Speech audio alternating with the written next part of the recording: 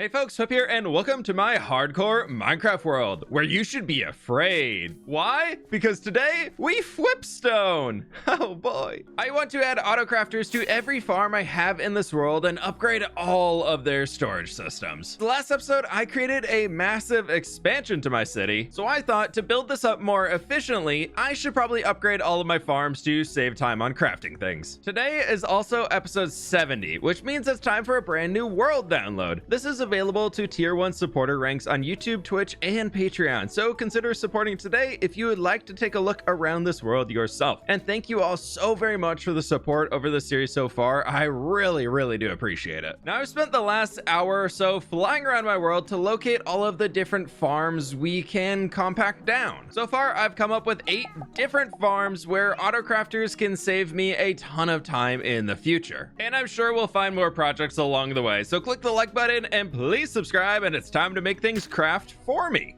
Let's start simple here at world spawn. I want to craft all of my iron ingots from this storage into blocks to save a ton of space. Not that it's really gonna help all that much, as I've been doing it myself. We can jump up top into the attic, and we might be able to fit the autocrafter up here. So let's break that, as not having iron ingots coming in will help slow this down and actually make it something we can work on. Oh no. Oh, I just burned those hoppers. No. Dang it! Well, anyways, I'm already pulling out our poppies and turning the extras into bone meal here, so we don't need to worry about those, as we have a sorting system back there to pull them out. And in between episodes, I've been researching a ton of designs for autocrafters, and all I know so far is I need a ton of crafters. Quickly into the lumber mill. Let's grab ourselves a stack of crafting tables. Got a little bit of redstone, and we can grab 8 stacks of cobblestone to create a stack of droppers. A little bit more redstone here for us, and we can grab some of the iron. We're going to be working on autocrafting, and then we can create a stack of crafters right there. And in the meantime, I want to pull out all of our ingots that we have stored back in here and turn those into blocks so that we can better condense this down already. There we go. Almost 3 double chests full of blocks of iron and a few extra ingots. Grab a little bit of quartz here, bunch of sticks, and we're kind of going about this a weird way, but I need a lot of redstone torches, as I'm also going to need a lot of comparators for today. Last item for this one we're going to be needing is a lot of, where are they? Those wax copper bulbs. Flying through the roof this time to get into our work zone, starting with our crafter facing down for some reason, I guess. This autocrafter design is by Hennis0666 over on Reddit. I wish I could say that I came up with it myself, but my version was like 5 times the size and unfortunately half as quick. And magic! The way this thing works is we're looking at the crafter right here through this comparator. When that strength becomes strong enough, basically stronger than what we have up here where this crafter is 2 slots turned off, that power will come over here. The observer will trigger that, and that'll cause a little flippy, and then that will trigger this, which will then craft our block. You can see it right here. I have a bunch of iron over in there, and if we connect that in, you'll see this start to flip, and then a block. Why did we get... Okay, maybe it just needed a warm-up. Maybe it needed a little warm-up. We're getting only blocks now, and it's free iron. So we're just gonna hook that into the hopper line and say it's gonna say it's working. Gonna just... Nope, those are all... Nope. I'm breaking everything. I believe technically it's a little more efficient if we just throw a barrel in, that it'll... because that can go directly into the barrel, and it looks like it is waiting to be fully filled out, so that's good. First one done. I swear I know so much about what I'm doing here. Now for a very long journey down the road to our next stop, the wheat farm. Well, the output of the wheat farm. In here, as you can see, we have a lot of wheat, but we also have wheat seeds. First up, I want to empty my inventory as much as I possibly can, and then we got to craft down all of this wheat into hay bales. Not sure why I feel like this is such a flex, but I really love this farm. The actual farm is hidden underground near spawn chunks for a bunch of farmer villagers to harvest wheat, and then allays pick it up and drop it in the hoppers. We definitely don't need this many chests moving forwards, and oh, I forgot we had a bone meal one here too. Okay, looks like I still have a lot of wheat that I can craft. That's pretty nice. Much better. I am struggling to think of a way to fit the auto sorting system and a crafter right into here. So we're actually gonna dig it down, and that is where the items drop in. But for a little bit of fun, let's take our magenta and we could just use this to form a small drop chute that's gonna bring the items down to our new layer. Okay, so we have our hopper line going across the ceiling up here to get started, and we can build one of those classic item filters right here. This is going to pull out our, nope, not the wheat seeds, so that we can store them separately and they don't back up the entire crafting system. Now for the crafting system, I'm thinking we still do a decent amount of storage as this is producing a ton of hay bales, so we'll go with the 6 double chests again. We'll just go with 4. Now, I believe I can just send a crafter going into the hopper right here. Or what I know I can do for sure is I can send it into a chest. Now, for the most simple auto crafter ever, if you take a comparator off of an auto crafter like so, we can then draw out a signal strength of 9 right here with our dust to follow around going back into this block. And for a quick example, you see that's 1, that first one's powered.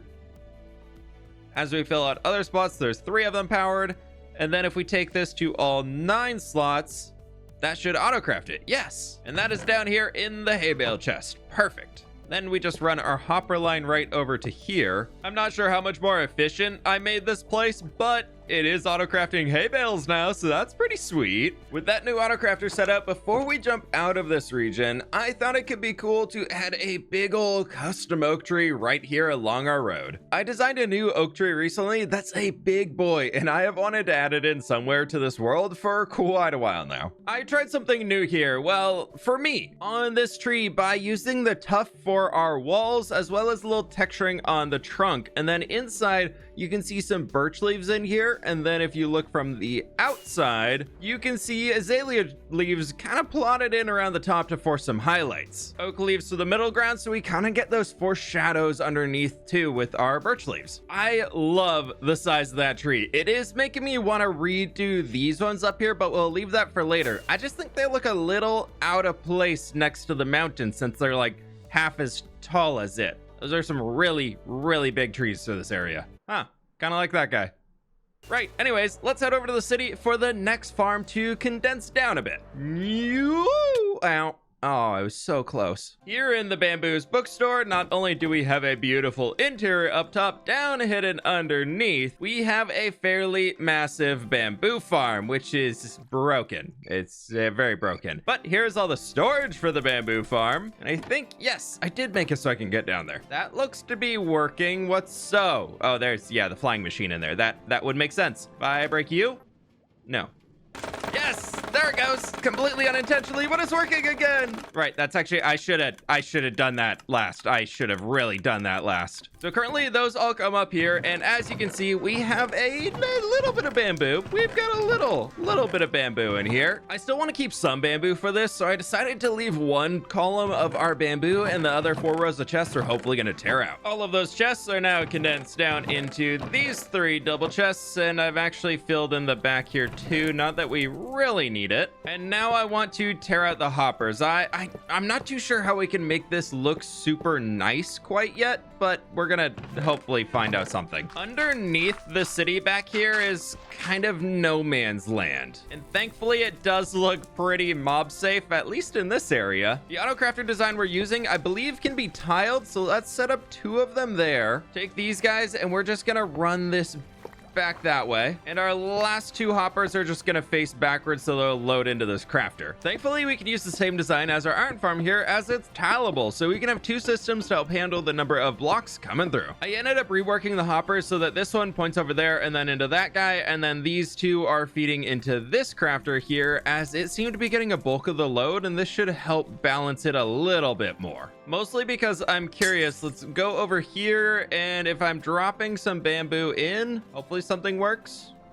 Hopefully something works. That would probably cause a problem. That right there, probably causing a problem. Also realizing now that I took the bamboo out of that, so it's just refilling that hopper. Okay, let's just throw the whole bunch. Nope, it all, right, bad test. Very bad test. You know what? That one's on me. That one was on me. Put 9 bamboo in either hopper chain, and it looks like we got 1 block in there and a few more in there. Perfect. That should be working. Let's hook up some more of our chests right down in there. And I'm thinking 6 double chests worth of blocks. Yeah, that's definitely going to be enough bamboo block action to keep me going. For some reason, I thought setting up all these systems was going to be super complicated, but so far, this has actually turned about to be pretty easy. Am I fWhipstoning? Oh my gosh. Yes, part of fWhipstoning is following designs that other smart people have invented because I'm not smart like that. And that's okay. After long hours of gaming in my office, working on my latest Minecraft creations, sometimes I need to get out for a little fresh air. With the new Red Magic 9S Pro, I know exactly what to do. This is the first flagship gaming smartphone that features a substantial increase in CPU and GPU speeds, making it the top scoring Android phone. With a 6,500 milliamp per hour battery, the 9S Pro is great for hardcore gamers on the move. The screen also offers a 93.7% body ratio, so I can continue designing my next build while soaking up all of the summer rays. I mean, who says gamers never touch grass? This is what they meant by touching grass, right?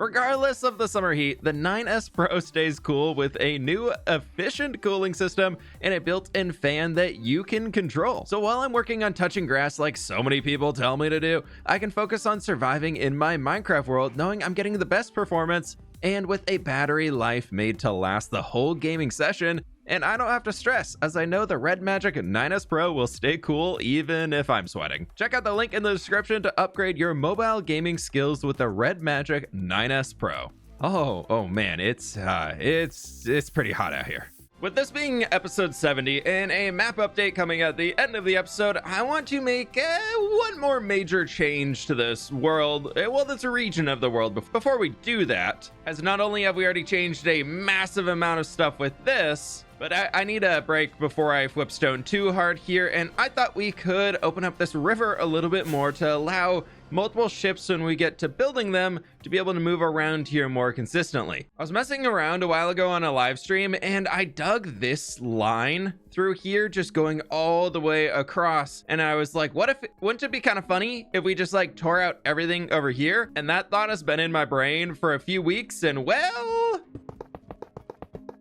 it's time to do a little bit of digging. Placing down 10 empty shulkers, I got to work clearing out everything and taking down the blocks to underwater level and flooding it all for now. We'll dig it down even more later, but at least we can get an idea of the final product. We'll make that 12 shulker boxes and a ton of broken tools because I kind of forgot to repair them after the dig of last episode. But this is going to be so much better for the harbor. I'm really happy I took the time to do that, as we'll have so much more space for all of the future boats as we add them in, and this is just a really cool view. We will have space for a smaller wooden dock working off over there for fishing boats and whatnot, and I eventually do want to tear down that mountain, so it'll be a lot of great space for building. Also, cool fact, when I was setting up the beacon, look at what is down here. There is a massive underwater cave, but for now I really got to fix up those tools, and that is Soak Touch. Okay, good. I really need to make a better experience farm soon, since I still have to fly all the way out to the end dimension and kill so many endermen in order to fix up all of the tools. Each takes about a minute to repair, so it takes a while when I have to fix a ton of them. After that, I decided I didn't like my tools being fixed, so I went back over to the sunflower fields and removed the mountain, taking a quick moment to tear down the beacon to clear out the landscape and make it ready to continue the mossing, which was a success. I was able to use bone meal to convert all of the exposed stone into moss and remove the evidence of the Snowy Peaks biome. Hi, buddy. What are you doing up here? Oh, okay. He lives on this mountain. It might be gone soon, just so you know. I'm apparently in a mountain destroying mood. So not only have we exposed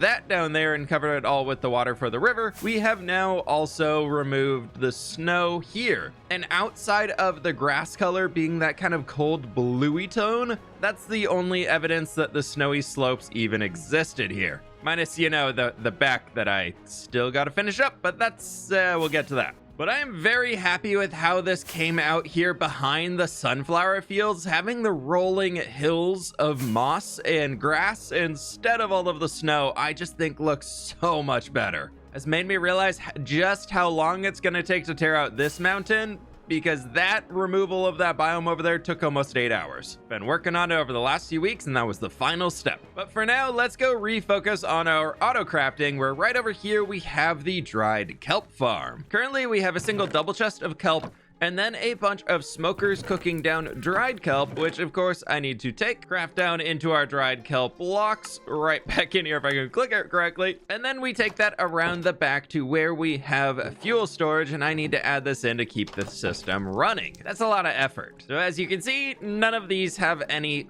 fuel in them. Like none, absolutely none. So I would like to tear out all of these chests, and then we're gonna revert the system back behind. We'll leave the regular kelp chests in here for now, and then we'll put trapdoors to cover this mess.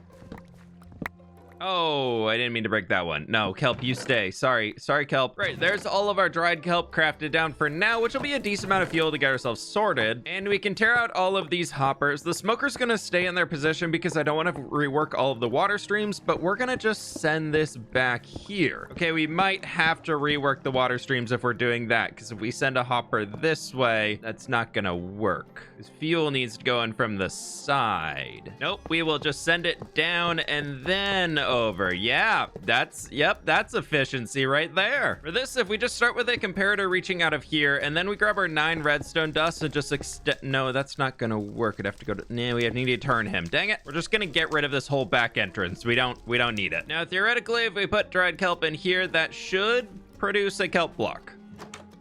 Yes, kelp block. Realizing now I should have done it on that side, because then we can put the storage down here. Okay, we're whipstoning today. Yep, this is how we do it. This is why I need to leave more space when I'm building things. I just need to leave so much more space. And we are back to where we started, except now we're facing the correct direction. Okay, so my idea here is we are going to have a hopper line that for now is just going to be running across the top of these, so the blocks are all going to be going down into there and filling up our fuel so that they can start smelting. To reach there, however, we need to take a water line out of this, so the autocrafter is just going to send it directly into the water, which will head all the way down to here, and we can cover it with a little glass to make sure everything stays inside, and that ends up there. Perfect. I guess I probably want ice right here. So now all the items will for sure slide over here, and we can use a little bit of the kelp that already exists from this farm. Bubble column elevator to bring it to the top. Place that right in there, and that should send it all into that hopper. Perfect. That is our auto refueling system. Terribly done, but done. Now headed over to this side. Since we don't need as much storage anymore, I'm thinking we just do 6 double chests, and honestly, if this even fills up, I'll be pretty surprised. Probably ruining the entire farm since it won't be really loaded in all that time, so the fuel's not gonna be super efficient, but it is free. Can I put these in here and they won't go in? Yes, we can. We can kind of save a little bit of space because we don't need to be storing an extra 5 stacks worth of fuel on every single one of these. I know I'm not typically known for redstone, you might say, but I'm actually having a lot of fun working on these and really kind of failing through the process. I feel like I'm actually learning how to create autocrafters instead of just following a tutorial right now, and how we can hook these systems up to just be that much more efficient, which is pretty fun. And our first kelp is coming in, and there it goes, up, around, picked up in the hopper, and off it goes to right now. All of these are filled up, well, -1, so they're going to be refueling as they go. I'm definitely going to need a lot more of these soon, so we're just going to craft way too many spruce trap doors right now. And then we're just gonna cover up this entire front line here. I like having the smokers revealed so we can see that they're actually cooking. And yeah, much better. And then if we overflow at all on kelp, I do still have the fire at the end to burn it. We have already today taken back almost 2 stacks worth of chests, which I think that'll help the lag a little bit. Now that I've been sitting down here on the docks for a little while working on this, I was thinking we could fill this empty space right here. I love the greenery behind it, but also thought a little market stall could be kind of cool. We have the staircase coming down there, so I don't want to block this corner, but maybe we have some goods stacked up. Bring up a few fences, and we can top this off with our waxed weathered cut copper slabs, of course, as they are always known. Hanging signs to kind of extend it. No, I wanted the beam on that. Okay, I think we can do a barrel, and then we get the beam. And as the last little step here, I was thinking a small drying rack that we can put some fish on, as if it's like a little fishmonger's stand. And then there's some fish. Sorry. Can grab some of the salmon, put a few over there, maybe, yeah, something like that. I always want to have more stuff around the city, like this little detail we have in here with our chicken coop with these chickens who actually can't jump over trapdoors, so they're stuck in there. But maybe even little extra details like this can help keep bringing the city to life. Okay, I'm gonna stop messing around with this now. I promise. No, okay, okay, now I promise I'm gonna stop messing around with it now. Yeah, just a few more little details and I love it, but we gotta move on. Moving on to my next magic trick. We can head on down and now. I used to be so good at making that every single time. In the Nether, we have the most complicated project so far to implement auto crafting. As I want to completely redo the storage system for my wither skeleton farm, well, because it is a complete mess down here. While our two good boys down here are doing the work to kill all the skeletons, we actually need to go back above ground to get some more materials. Quick trip back over to World Spawn to the iron farm that thankfully we already fixed up, as I need to craft a ton more hoppers in here. Let's grab ourselves some quartz, as I think I'm gonna use observers for the bone meal. Head down into stone storage to grab a few stacks of cobble, and down into the villager trading cave, as I'm actually almost out of redstone, so we need to buy some more from our clerics here. We don't need too much, so this should be able to get us through. Let's make ourselves a handful of observers here, get 2 droppers, as I want to make 2 systems. Back down into stone storage, we can drop all of this leftover stuff off, grab ourselves some stone, and I need a lot of comparators. Lastly, to continue the theme, and head down underneath color storage, and I think I still have, yes, plenty of light blue stained glass. Let's just bring a shulker. Taking what I've learned already, I think I can figure out how to make a functional storage room here, starting with different standing levels and a hopper chain. Doesn't look like much right now, but we need to first set up the overflow, where for that, I'm gonna need 2 buckets of lava. First, going right down in here, we can fill that in so no items can pop out. Sticky piston right back here. Comparator looking at anything being in the dropper, which there is stuff. And all we gotta do now is set up 2 observers looking at each other. And goodbye glass. Now, anytime an item makes it all the way through the chain here, which I have disconnected, it'll just go straight in the lava. Basically, that's the swords, because ain't nobody need this many broken stone swords. Those skeletons are so loud up there. For now, we've already brought the brightness up. Let's just turn the volume down too to make this a little less noisy. Coming down underneath, I'm thinking right off of here, I want to add in even more hoppers. We'll add that top one in last, as this is where I want to be sorting out all of our wither skeleton skulls. And for that, we can build the super simple little item sorter right there. Grab a stack of wither skeleton skulls out of here. And I have some kelp. We can use kelp to filter. There's no way you can place it in the nether, so it'll be fine. Wither skulls in the front, kelp on the rest. And then we will just do 3 double chests, because if we get that many wither skulls, I probably don't need any more and they can just go in the lava. Especially as that means I'm also having 3 double chests on the far side. I love this. The dogs are just creating a little puddle of experience up here, so when I come back, I just get everything repaired. Thanks, guys. We are also looking for coal and bones, so I set up the item sorters for those as well. Starting with the coal here, we can repeat the same stackable condenser that we've used so far on all the other farms, which I have also duplicated here for our bone blocks, but those need another step first. To get some of our items moving, we can hook these hoppers up, as they are pretty full of junk. But bone blocks, unlike coal, need to go to bone meal first, and then that bone meal we take 9 of and condense into a block. We can actually squeeze that in right over here. Let's make a little bit of a platform for myself to stand on. We can put a barrel in right there, and then we need a crafter looking down at the barrel. Then we're just going to be hooking up a really simple observer clock, and if we leave it as just 1 item slot in here, every bone that comes through should just turn into bone meal and send its way along. Perfect. Then those are moving down into there and moving into our blocks, and all of the stone swords are overflowing going into there already. Perfect. I might regret getting rid of the ability to store all of the bones separately, so we'll figure that out in the future if we need it. I can always kill some skeletons if I need to tame wolves. This feels so much better to have all of this updated. It's completely finished down below, which means we can get rid of the torches that were keeping our shulkers spawn proof. But I'm running into one slight issue here that I need y'all's help on. Sometimes these guys, you can see right there, they're double stacking in the coal. It's like it's not firing, but if I clear it out and move it back in, then the coal will turn into a block successfully. It's like every 4 or 5, they're just randomly breaking.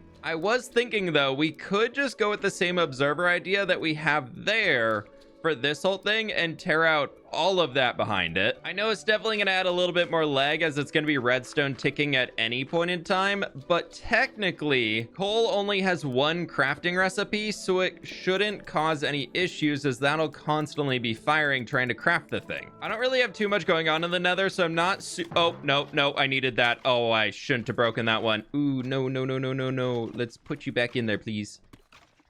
Ah, we saved it. We're good. It looks like this isn't getting stuck now, so that's good because I don't want these to be breaking constantly. So I'd rather have a little bit more lag, but at least a solution that works for me right now than risk having to come back and fix it all the time. How did you spawn out there, sir? This should all be a spawnable perimeter. Right, before he blows up what I've spent the last hour building, let's take him out.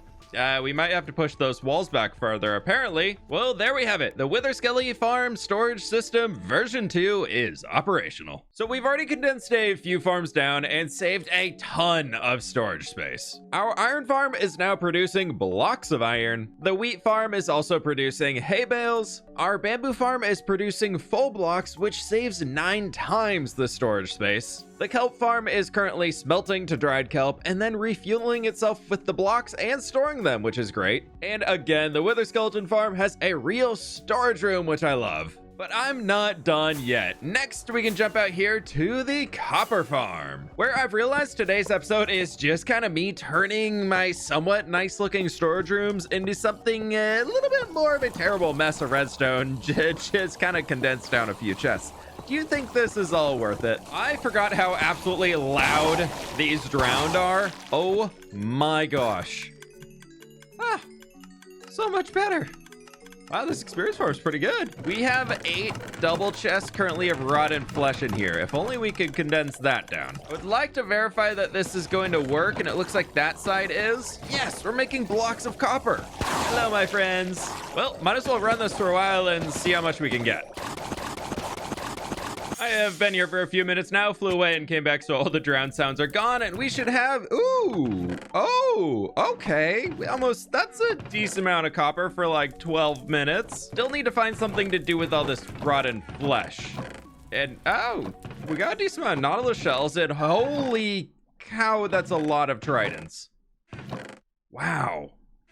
Now, don't you worry, I didn't forget. It's time to plant a field. But I did apparently forget blue orchids exist in Minecraft, as I've only placed 2 of them in over 7,250 days. So we're fixing that today. I'm adding in a new flower field to the world with blue orchids and cornflowers for a fun pop of color near the wheat farm. Today's episode has definitely been a little different from the norm, so I hope you have enjoyed it. And if you have, please click the like button and be sure to subscribe if you haven't already, as it helps me out a ton. And also let me know if you want to see some more why am I saying this? Want to see more technical stuff from me? I don't know.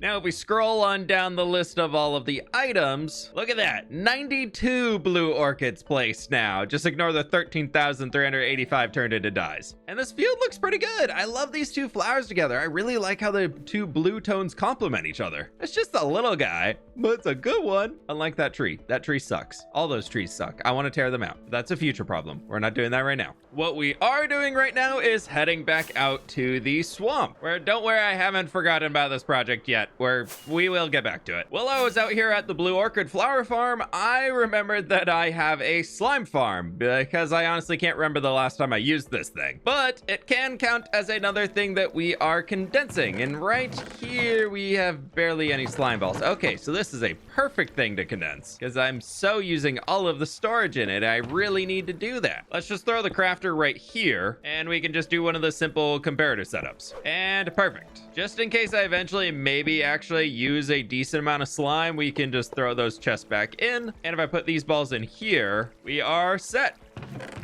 A slime block. Yeah, now I can say I compacted another farm in this video.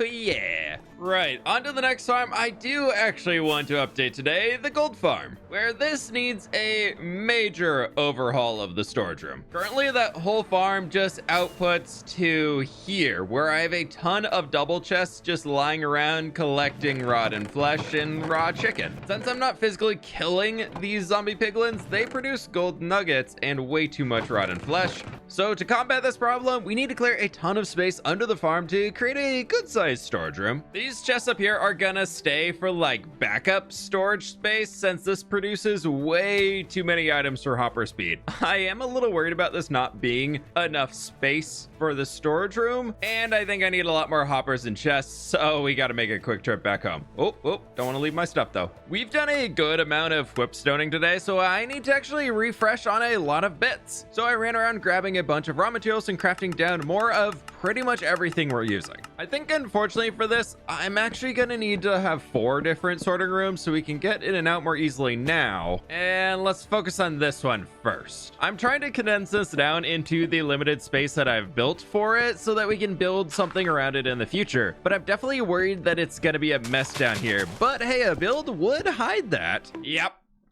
It's a mess. It's a complete mess. I haven't turned it on yet, but hopefully it should work. If you're a redstoner, I'm sorry. This is fWhipstone.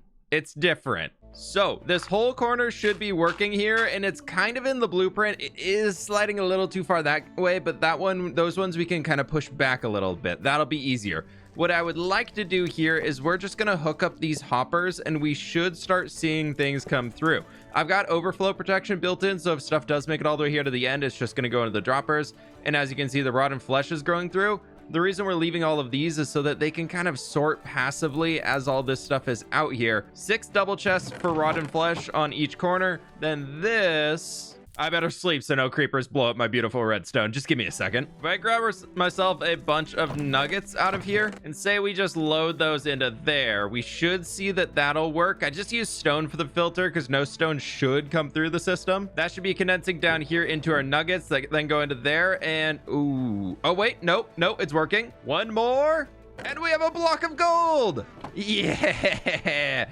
It's very backed up, so I'm hoping with the 4 different ones, they can at least be a tiny bit more efficient. I guess I just gotta build them all now. Oh, this is gonna be gross. The mess continues as I was able to squeeze in the other 3 corners of our new gold storage system. I like how I just make this mess. Absolute mess. And then my brain goes, yeah, we can fix this by adding in a nice brick floor and frog lights. Yeah, that's definitely gonna make this look so much better. We're gonna make this a little bit more leg friendly, however, as I do have a lot of exposed hoppers up here. So let's chop down a few trees. Make ourselves a ton of logs. And what is composters again? All slabs. Perfect. A lot of slabs, a lot of composters. So the game doesn't brain hurty too much. We don't have to have the hoppers thinking, because apparently brain hurty for me too. But do this on top of your hoppers that are exposed. It'll make your game run better. That's what I'm trying to say. At least smart people told me to do that.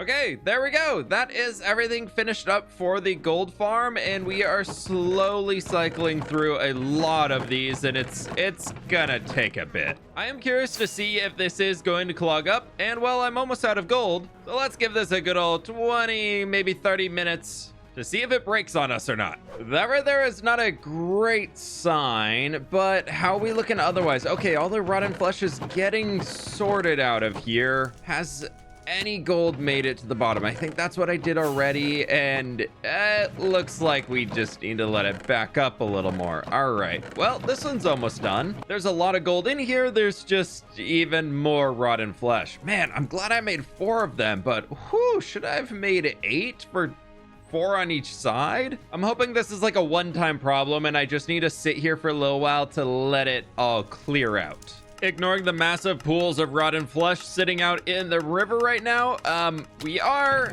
actually starting to make gold. Look at that. Oh, it's actually producing now. I just had to clear out. I manually cleared it all out so that the gold could move because I didn't want to wait anymore. There was a lot that this needed to get through. That's a lot of rotten flesh right there. I really just need a mass cleric villager training hall to turn that all into emeralds, but that's a future project. That was the last farm in my world that needed an autocrafter, I think. We have now automated the production of 9 different materials in this world into their most compact forms, which is absolutely awesome. Being episode 70, I want to add a little polish before the new world download is released, and just like this shulker monster, it needs to go again. Much better, a clean front porch, and more importantly, this guy came along to sell some small drip leaf, so we got 10 more of those. It's a great day. Hopefully that stays clean for more than one episode now, but I want to do one more build before we get to the map update. I want to replace all of the snow underneath the tree. My plan is to get rid of the snow layers and then to combat the grass from growing in. Nope, we need coarse dirt. I want to make it look like the canopy of the tree is so thick that grass isn't really able to grow in here. And we're gonna use the work that the snow biome has already done for us to just cover it with a bunch of dirt. Then we can come back in with small patches of like tall grass and things to make it look like a few plants are kind of growing, but I would love for the whole look underneath it to be this browner tone. I've never really known what to do up here, but I know that I don't like the snow. So this is another step in the right direction of moving the world tree into its final stages. After adding in all the dirt, I did come back through here and added in this tall grass, which is located mostly underneath where we have light coming through the canopy. I really wanted to bunch it up over there, so our darker spaces don't currently have any of the grass in it. I really love the effect that that created, and to be honest, without the snow down here, I think the tree looks bigger. I think the white base was somehow kind of shrinking the effect of it. Now it feels very grand. Instead of starting from here, it almost feels like it's starting all the way down there at the base of the dirt. But now we've got ourselves a world map to update, and I'm gonna need a lot more item frames first. Item frames acquired and put up on the wall. Then I decided to jump into duplicating the set of maps that I currently have and started to fly around to see what different parts of the spawn region will update. This whole process is starting to take a pretty good chunk of time, but I do love the final result, where I was sure to lock in a copy of the new update and put it up on the wall of the map hall. July 2024, episode 70. Check that out. There are some major updates going on the map here, and seeing the new harbor on here especially is, that is so cool. Especially when you do a quick comparison to the episode 60 map. We've also done some work in New Papyrus since the last map update. Well, I actually forgot to do it here last time, so the last map update. And if you didn't know, I hid a world map right in here. That is 1 2 3 4 5 6 7 by 1 2 3 4 5 6 7 by 6. Okay, I don't have enough. Barely not enough. Right. Okay. Before we get into that, though, I want to actually relocate it underneath here, which I'm a little worried I don't have the height space to. So it's going to go right over here. We can move the original onto this and get our updated version right there. Original map is all moved over, and I was able to recollect all of the old item frames, so we actually have enough to fill in this guy. Even more importantly, I found extra maps, and then most importantly, I was smart. Look at this chest. It's got all of the maps in here, with some glass panes and stuff that's already been updated. So I'm assuming that is the corner one. Yeah, and we can just update these because they're not locked. Oh, that's amazing. This is a region I am very slowly developing when I'm interested in making something here. And oh man, it's really cool seeing the new additions to the city, even if it doesn't feel much like a city yet. Second map is locked in, and oh my gosh, the library looks massive on the map. It looks really cool with the checkerboard pattern and everything though. And then we can also see the desert obelisk barely up there at the top, which is fun. Just minor, I guess. Yeah, just a big change right there, and the little guy and like a field or two popping in, I think. Slowly, this place is getting somewhere. And there we have it, 70 episodes and 7,310 days survived in this hardcore world. I never expected to survive this long, let alone for you all to still be loving the series so much. So truly, thank you all so very much for the support. To celebrate, as always, I am releasing a new world download for tier 1 supporters on YouTube, Twitch, and Patreon. And the day after this video releases, I'll be doing a live streamed world tour around this entire world. If you're watching this in the future and you missed that, the VOD will be available under the live tab on my channel here, and it should also be up on my second channel, fWhip 2, in the next few days. But with that, I'll catch y'all on the fWhip side. Click that like button and subscribe. Thanks.